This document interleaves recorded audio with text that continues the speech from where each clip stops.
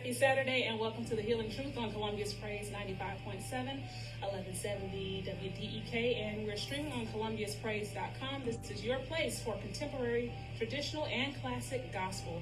Thank you for joining us this morning on this journey. So today we are discussing generational trauma, which may keep us here for a couple of sessions, y'all. So be ready for this ride. And so I want to thank you. Chose to deal and confront these things. Is it easy? But I won't say was it, because healing is a process. Is it easy? No, it is a day-to-day journey that you choose to show up. You choose to work on yourself. You choose to call those things out. You choose, if you see a pattern, I choose to say no. Because many times when we have something that happens to us, we feel like we've lost total control. And so we need to understand that we still have power, So we walk through that. So one of the things is I teach people that it's okay to grieve what you didn't get. It's about changing our perspective as we're healing from trauma. Because when we start to look at human beings differently, even those that we love, even those that have wounded us, at the end of the day, they're human beings.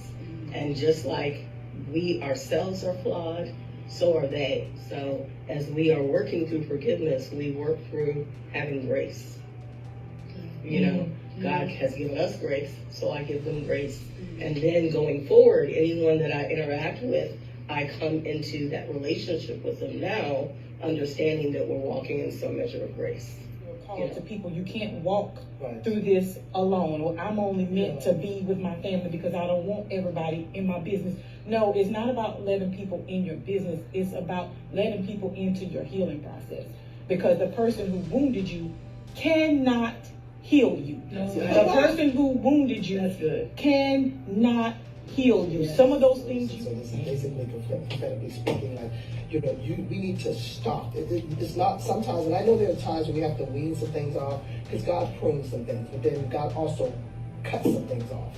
So we need to stop thinking that people owe us something. We need to stop thinking, that our past stops our future. We need to stop thinking that, I know this is kind of strong right now what I'm saying, but I feel this strongly in my spirit. Some people and some things you just have to cut off. There is no pruning. Some things just cut right on off. And I've learned that. I've had to learn it the hard way. And so now in my later stages of life, I learned that in a good way. For y'all, as I look at behaviors, you look at where people are at, you look at what people can steward. Just like God looks at us and what we can steward. He's not going to give us more than what we can bear or what we can handle. So we have to mimic the same principle. So we look at that when we're managing people in our lives. When I say managing, I'm not trying to treat them like products, but I'm just saying being steward over those relationships. We're looking at things that don't marry methods and don't marry just potential. And I think we kind of touched on that before. But connect to the source, which is God, that can actually break you free. We got to go back to the source of everything. And He is the source. He is the source. Do you want to take a couple of sips? Yeah, exactly.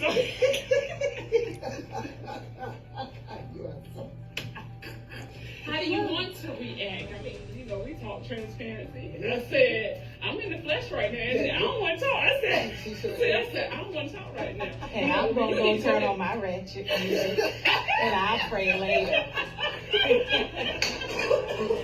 We talk about prayer. So much in that experience that you negate what God had put in place to get you there. The gratefulness, because I always tell people, are you here? Because you're here complaining, but my thing is you're here. Yeah. Which means you have survived. Right.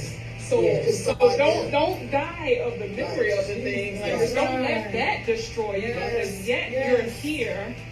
There are things that you've been blessed. Yeah.